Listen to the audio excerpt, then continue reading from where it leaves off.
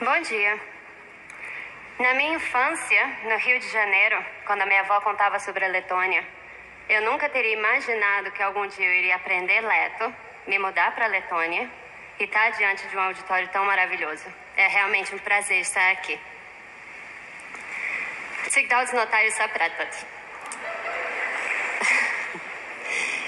Es piedzimu Rio de Janeiro, Brazīlijā, un sava bērnība, kad vecmāma stāstīja par Latviju, jo kā tik daudz brazīliešu ģimenes, visi brazīliešu ģimenes ir kaut kāda vecmāma no kaut kurienes. Manija no šejienes, no Liepājas. Bet, kad viņa stāstīja par Latviju, es nekad nebūtu domājusi, ka es kādreiz iemācīšos latviski, pārvākšos uz Latviju un ka kādreiz būšu šeit. Mans stāsts ir par to, ka tu vari darīt negaidīto. Pat tad, kad tu piedzīvi ģimene, kur tu nekad nebija pietiekama. Vai kad tu nolēmi sekot sapni, ko neviens nesaprot? Vai kad tev vajag pilnīgi pagriezt savu dzīvi un visu atstāt? Vai pat tad, kad tu pieņem lēmumu darīt kaut ko, ko citi izskatā par pēdējo resursu? Es neesmu kaķis, kaut gan, ja es būtu kaķis, Latvija ir pareiza vieta, kur būt. Bet es jau dzīvoju savu 4. dzīvi. Un šodien es gribu jums stāstīt par šiem pagriezieniem, kas mani veda tuvāk pie sevis ar cerību, ka tas arī jums palīdzēs jūsu ceļā. Bet sāksim no sākuma. Kā es teicu, es piedzīvu Brazīlijā, katoļu ģimene, 6 bērnu ģimene. Pie mums bija skaļi, stingri un dramatiski. Man ir kruzīte, kur ir teikts, es nekliedzu, es esmu brazīliete. Un pie tā tu vari pielikt klāts arī itāļu asnīs, un, teiksim tā, kaimiņi bieži zvanīja un pajautāja, visu ok, vai nosaukt policiju, kas tur notiek. Mans tēvs ir stingrs, viņš mums taisīja sarāks ar visam lietam, ko vajadzēja katru dienu darīt pa 5 minūtēm. Angliski, vāciski, klavieres, gitāru un tā tālāk. Un es, kā čakla pirmā meita, protams, esmu vienīga, kas to visu darīja. Un tagad jautājums jums, cik no jūs šeit esat pirmas meitas, pacelam roku?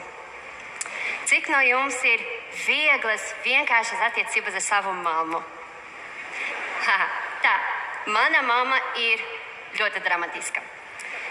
Kad man bija 15 gadi un viņa uzzināja, ka man ir draugs, viņa histeriski raudāja par to, ka es drīz būšu stāvoklī, un tikai ja kas uz gadu man neatstāja viena pati mājās. Bet tas galvenais, ko es iemācīju savā ģimenē, ir tas, ka es esmu brīva, jo vecāki bieži mums lika sēdēt tualēti un domāt par to, ko mēs nepareizi darījām.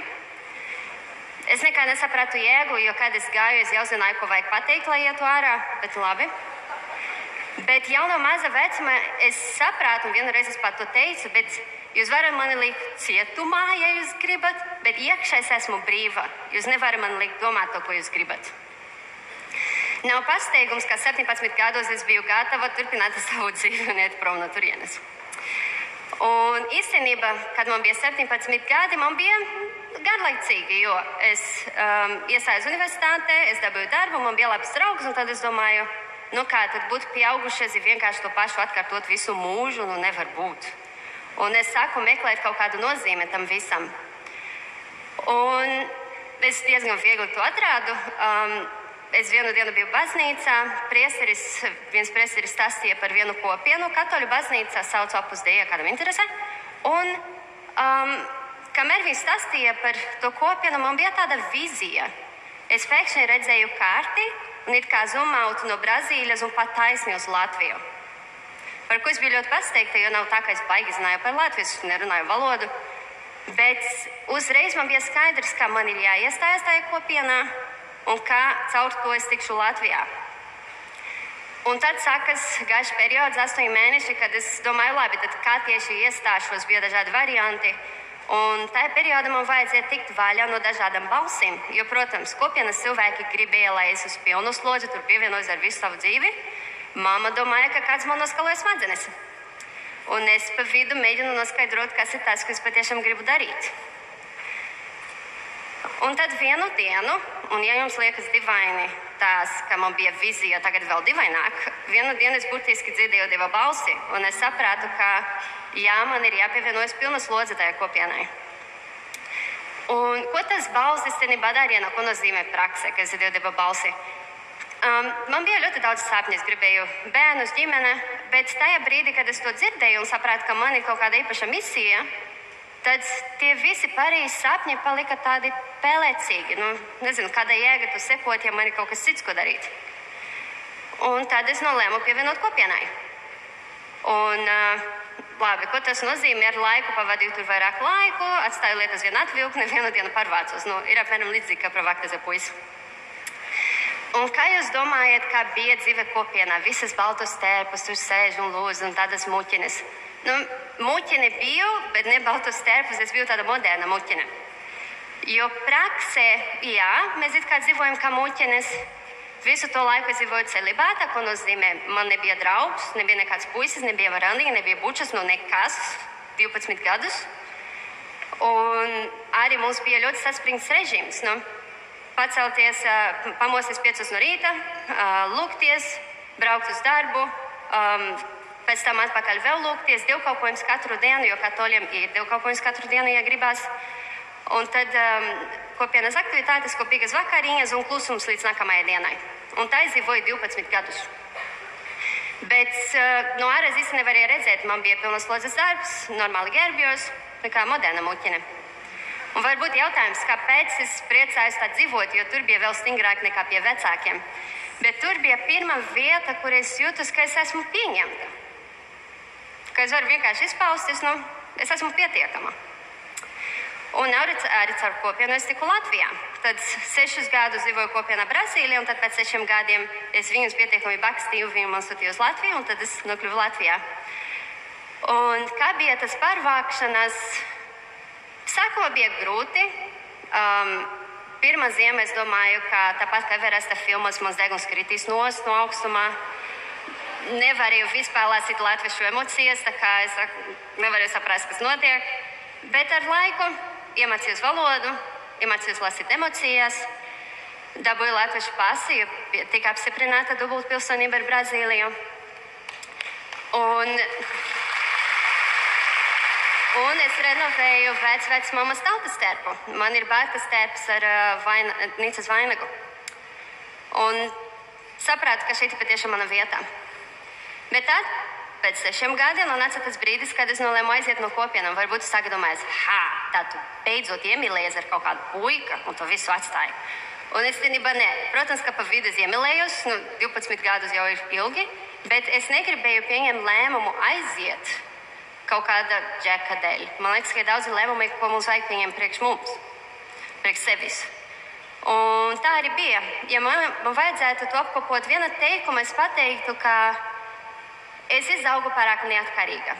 Es jautāju ļoti daudz jautājumus, es nepieņemu lēmumus, kurus nelika loģiski. Es biju pārāk brīva, lai tur būtu, un es kļuvu par problēmu.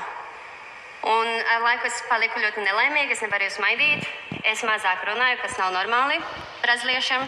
Ja kāds brazīlietis draugs nerunā, kaut kas nav ok. Es pazaudēju 13 kilogramus, jo es nevarēju īsti ēst.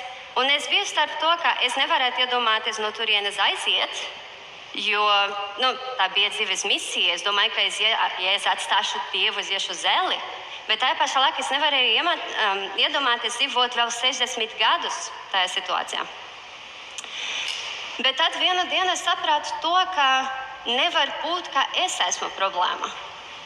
Es esmu tāda, kāda man ir jābūt. Es tāda piedzīvu. Un, ja ir problēma, ir tā vieta, kur es esmu, tā vieta nav priekš manis. Un saprast to man atļāva uz to visu skatīties pilnīgi savādāk. Un nāca tas brīdis, kad es teicu, ka es vairs nevaru atļaut, lai cik cilvēki nolēma par manu dzīvi, man vajag pašai nolēmt. Un es aizgāju.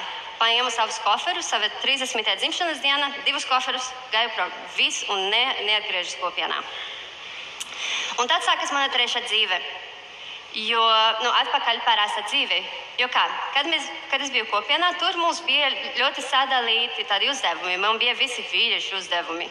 No finanses, remontēt mebeles un tā tālāk. Nevienu brīdi es negāju uz veikalu, negatavoju, ka bija baigais plus. Bet tad, kad es nācu ārā, sāku viena dzīvot, un ir Covid, un man vajag visu pasūtīt no Barboras, kā es varu zināt, cik gurķus ir 1 kilograma?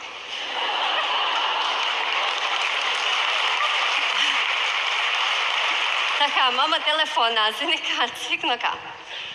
Otrais jautājums bija, labi, tagad es varu jau iet randiņos. Ko tas nozīmē? Es nevaru atcerēties, kā ir kādu noskupstīt. Es nezināju, kā izskatās plikts vīrietis. Es nezināju, kā izskatās plika. Un tad es iegāju Tinderī, brālis apstiprināja, ka profils bija ok. Un tajā vasarā, ja es pareizi skaitu, man liekas, ka es gāju randiņos ar 17 puišiem.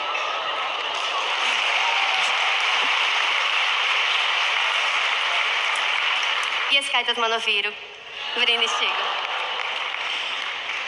Bet galvenais tajā visā periodā, kad bija tie visi pārdzīvojumi, bija tas, ka es jūtu pilnīgu mieru.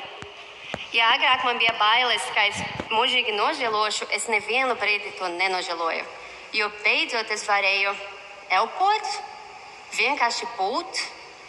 Un tas spēks no tā, ka tu vari vienkārši jūst savas emocijas, pieņem savus lēmumus, tas ir daudz stiprāk par jebkādas vainas sajūtas. Es biju ļoti mierīga, tas bija tas galvenais. Un tas miers mani veda atpakaļ pie saviem iepriekšējiem sapņiem. Tajā brīdī es jau biju precējusies, un mēs gribējām palikt stāvoklī. Un tad mums bija problēma. Starp citu, Latvijā viss var būt maziņš. Ir teiņa ar kafiņu, kruzīti. Vienīgā lieta, kas nevar būt maziņš, ir problēmiņa.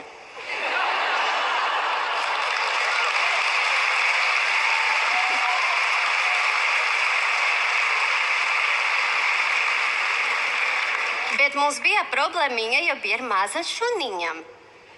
Un nevarējām palikt stāvoklī. Es nevaru pateikt, ka tas bija šoks. Mēs jau bijām par to runājuši, kāds ir plans B, bet man bija tāds dziļas sāpes par to, ka otro reizi es pazaudēju to iespēju būt mamma. Pirmo reizi es to atstāju Dieva dēļ, tad vismaz ir iemesls, bet šoreiz bija tā, kāpēc? Zini kā, nav godīgi. Zini kā. Un tad, bet mēs domājam, labi, lietas notiek ar kaut kādu iemeslu, būs jau labi. Un tas atvēra iespēju jaunam brīnumam mūsu dzīvē. Tieši pirms gada, 17. maijā, bija tā diena, kad mēs ar vīru pirmo reizi lasījām par mūsu bērniem un prasījām ar viņiem tikties. Un pēc 80 dienām stāvoklī es kļuvu par 2 bērnu mammu.